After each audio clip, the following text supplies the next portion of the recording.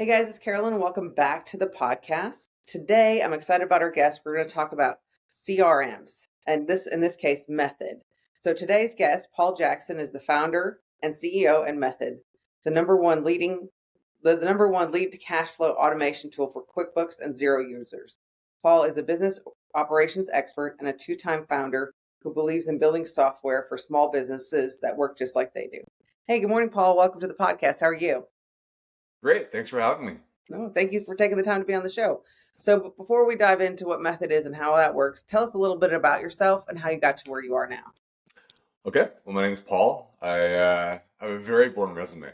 I I really had two jobs. So I started my first company, my first job, so to speak, right out of college, and that was a software company for field service contractors Okay. who used QuickBooks. Okay. That was the niche that I went for, and got acquired back in 2010, and started my next company, which is my second job. Very boring resume. You can see me on LinkedIn.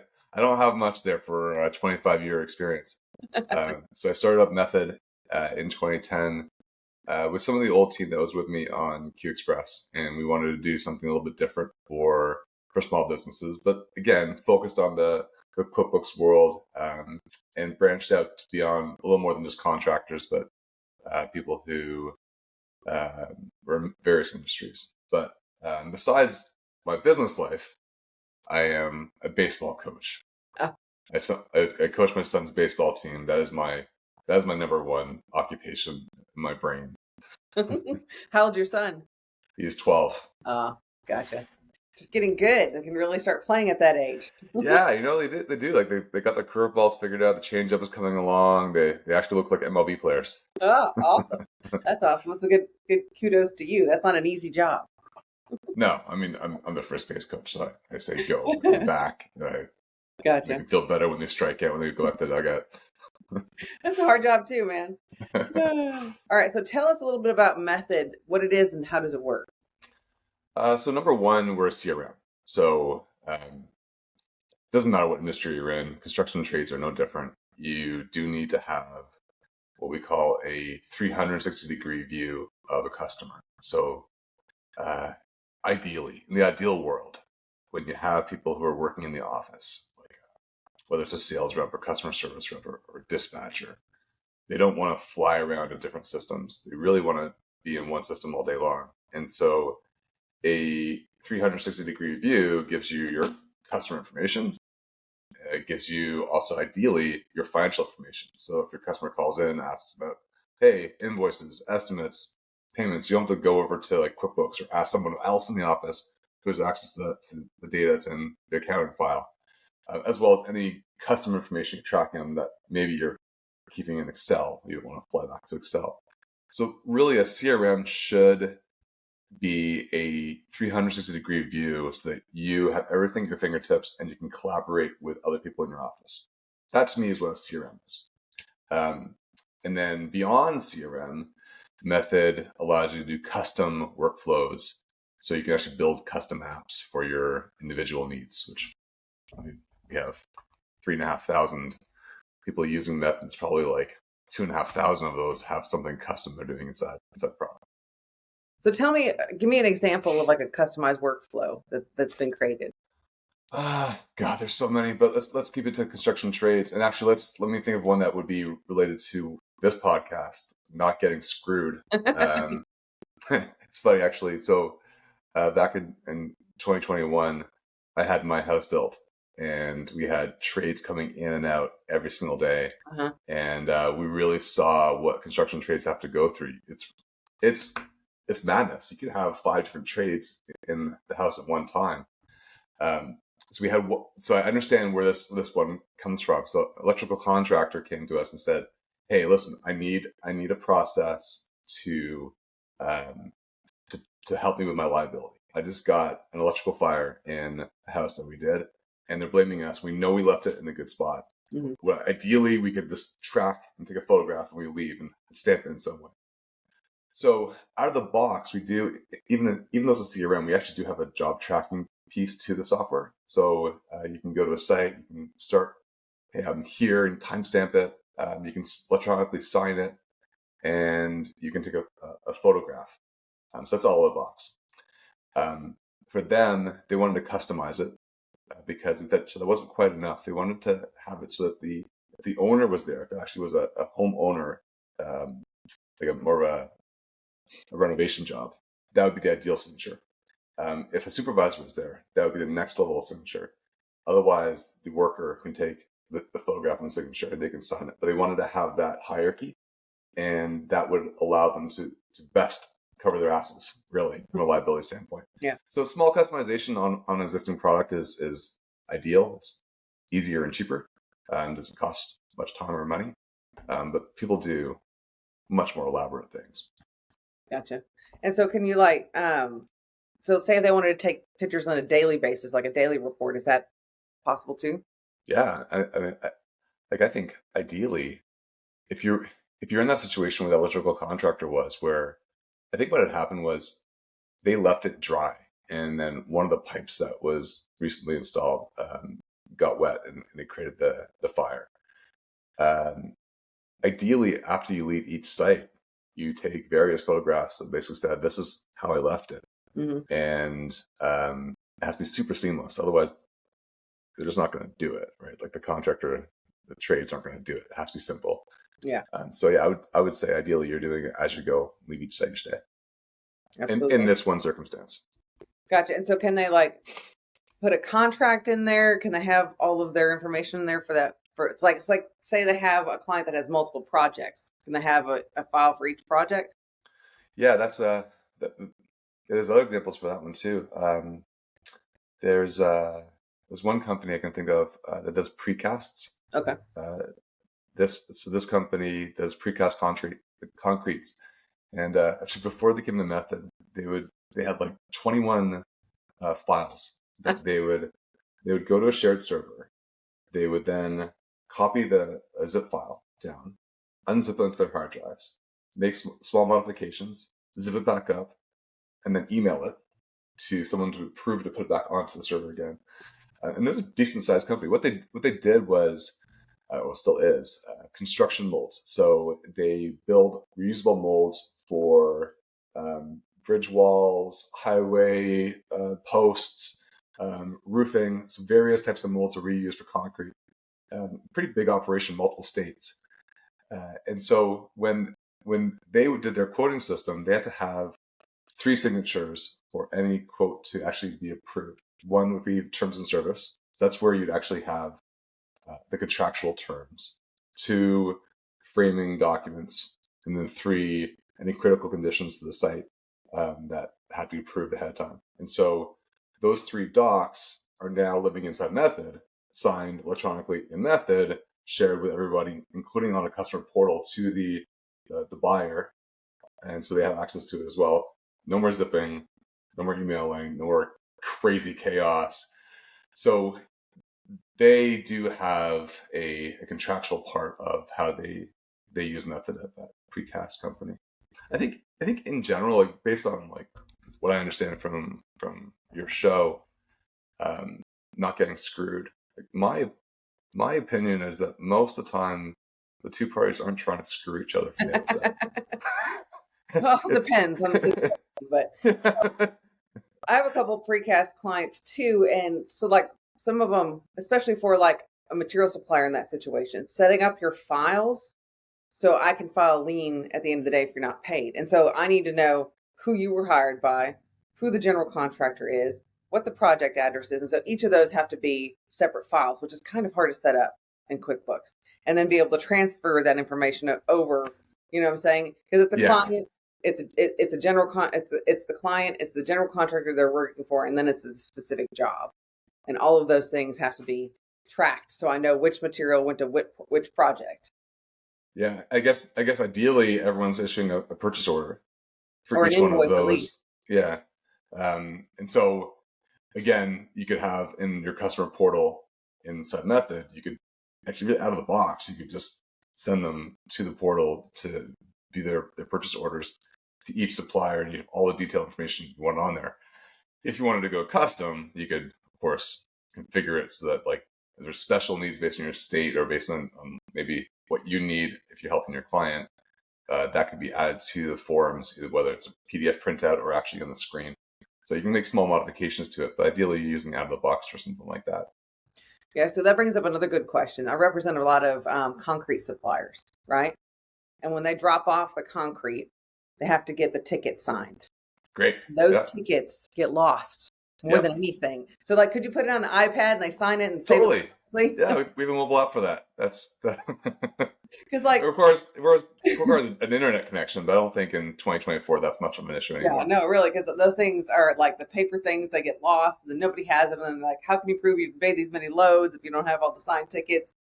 Signed, time stamped, geolocation, all on there, so Like, it has a legal chance of being believed. oh, yeah. Material suppliers have the hardest time when it comes to lien and that stuff. And that really helps to have like the location stamp, somebody signed off on it on this date. Here's the truck records, all of that kind of stuff.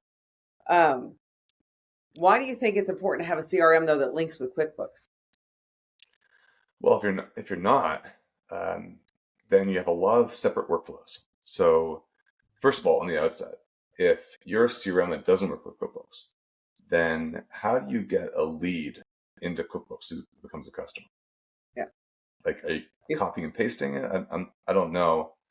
And unless you're doing business with a brand new client every time, then you have repeat business. Yeah. And I think most people really thrive with repeat business. So the very first time you open up something like Method, you would say connect, and then all your QuickBooks customers come over, and that's your setup. No complicated importing or like copying and pasting. It's just there.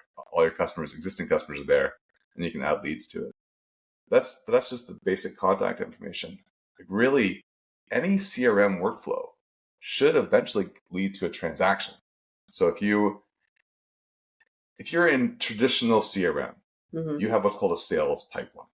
You have what's called top of the funnel leads. They're not very qualified, becoming more and more qualified to the point where they're actually considering your service. And you get a quote, and then you close it. And hopefully, you don't lose it. That's a very basic pipeline. When you get to that quote part, what happens then in your CRM? Can you create a quote from your CRM, or do you have to go to another software and train your staff to go to your estimating software? And that's where I think it's really important for a CRM to start thinking about, okay, how do I create a transaction like an estimate? And then how do I create that estimate into a sales order, a work order, or an invoice? And when you're talking about like sales orders, work orders, and invoices and estimates, like those are QuickBooks transactions. So once it's done, what are you going to do? You're going to copy and paste it into QuickBooks? Like, what a waste of time and what a chance of error. So I think it's very important for your CRM, not just have a little checkbox saying I work with QuickBooks, but do it well. Yeah. Save you time. Could you do job costing like in your CRM?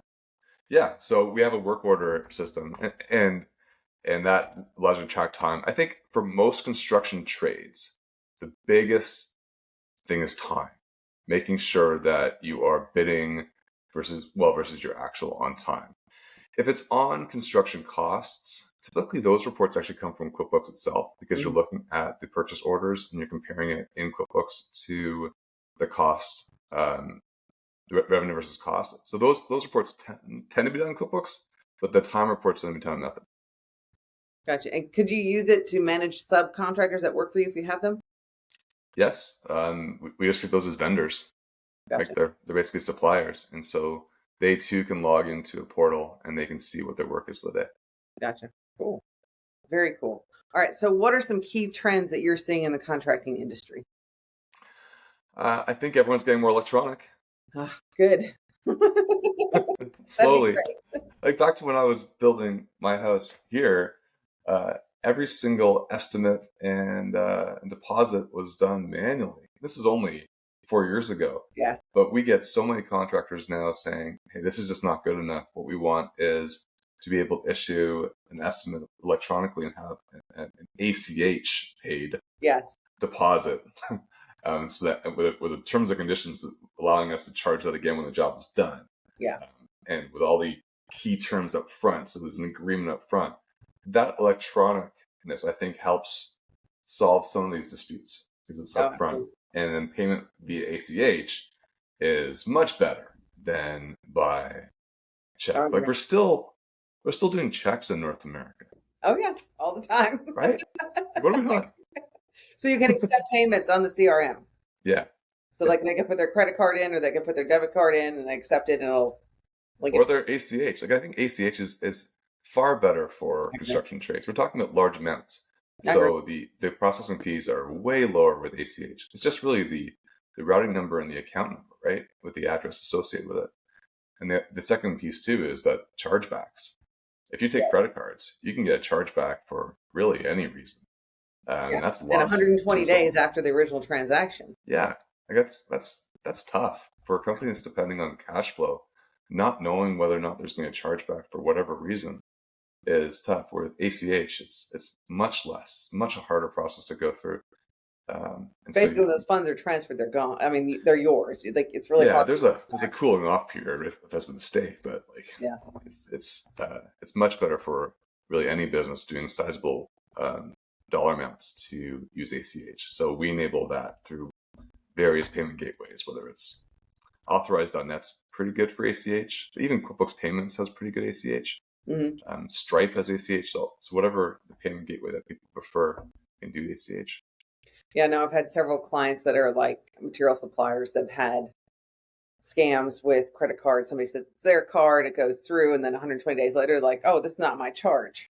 This is not my Yeah. card. Then you got to prove it, right? Yeah, and then we prove it, but it still doesn't match, and they won't. If you don't have the right card holder name, they won't give it to you because they can't under the privacy law. So it becomes really a situation where there's nothing you can do unless you can find the equipment and get it back. Yeah, that's tough. So that's an example of someone deliberately trying to screw the other party. Correct. Like, maybe I'm naive, but I believe that most of the time, most of these disputes are because people didn't realize what they were agreeing to up front. And if you can take care of that, you can communicate that with some kind of terms and conditions that's emailed both sides right away, the disputes go down a lot. No, I agree. And usually in this type of situation, you're not dealing with somebody you haven't met, that you don't know personally, that you can see that everything matches, so you're good. It's usually like they're placing an order to be delivered, and then we don't get verification, and it could be huge losses. And there's really the credit card companies have relieved themselves of any liability when you sign up to use their services. So there's not anything you can really do. And so, anyways, that's something that I'm seeing that's on the rise. Is like credit card fraud is huge. Yeah. So, Yeah, that's a trend I don't want to talk about. yeah, I know. I agree. Yeah, I know. Everybody's gonna stop taking credit cards because it's crazy what they can do. Okay, so what is the importance of automation for supply chain management? I think really the importance of automation is process. And I think a lot of people listening to this show are like any other small business, and process is a bit of a challenge. Like when they are an under 10 employee company, a lot of the process is in the owner's head. Yeah, absolutely. Like I was under 10 a couple times. Like I know what it's like. A lot of things are like, hey Paul, how do we do this? Where's this? And once you hit 10, you start having a little more silo of roles. People wear fewer hats, and the importance of doing things in a repeatable way becomes much more important. So my advice really on whether supply chain or really any process would be to write down the steps that you want people to follow.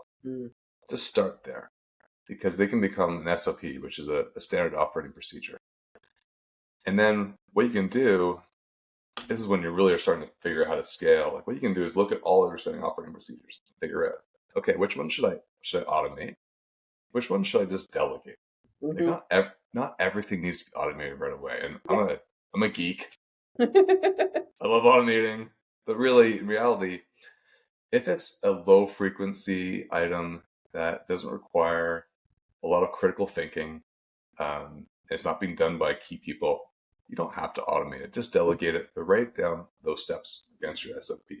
But if it is high frequency, if it is involving key people of the company where there's still the bottleneck, if it does require critical thinking, then automating it like can really help. And that's where you would automate. So in supply chain, I think there's so many different spots along the way where you can decide whether that should be delegated or automated. Absolutely. And because, really, as the goal as a business owner is to be less and less involved in the operations, right? And to free up your time to do other visionary things. And so, having something that can help with that is key. So tell me about some of your favorite client success stories. Well, I just gave you a couple. I know it's not construction, but I love the Container One story. So Container One sells the cargo containers, the ones that go on those big ships across the ocean.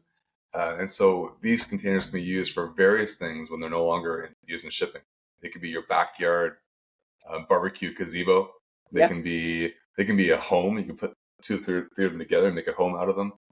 They can be used for backyard storage as well. So these containers are a hot item. And Container One became really the de facto standard of reusable, resold containers. And so they get these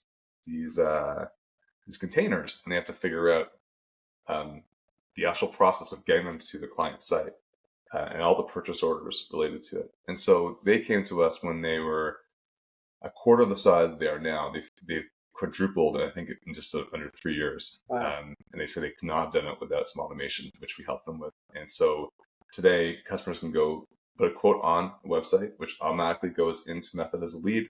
The lead will then go into an opportunity process to close. Once it's closed, the purchase orders are issued to various suppliers related to purchase. Everything's tracked electronically so that the owners can, the homeowners can then check to see where the tracking is of those containers coming to their sites. And it's all done electronically. So we save them just a massive amount of money. And I don't think they even grew their staff much when they quadrupled. It was mostly just automation. Yeah. They're my favorite companies to use the method. Well, it gives everybody the opportunity to work from home, right? Yeah. If it's all in one place, you don't need an actual office. You save money in rent. I think they could be in Houston as well. I'll check on that one. No worries. All right. So if somebody wanted to find more about Method, where would they go? Well, they go to method.me. That is our homepage. We do have a link for you. So method.me/quick getting screwed, right? Correct. That's the link. So if you go there, what we had done is create a little PDF for your viewers to go through, which helps them figure out, back to those like SOP steps, how to think through making those steps, what to delegate, what to automate. And so just a little bit of help for your audience. Awesome. I appreciate that. That's awesome. Well, guys, go check out the link. And thank you so much, Paul, for being on the show. Oh, you're very welcome. Thanks for having me.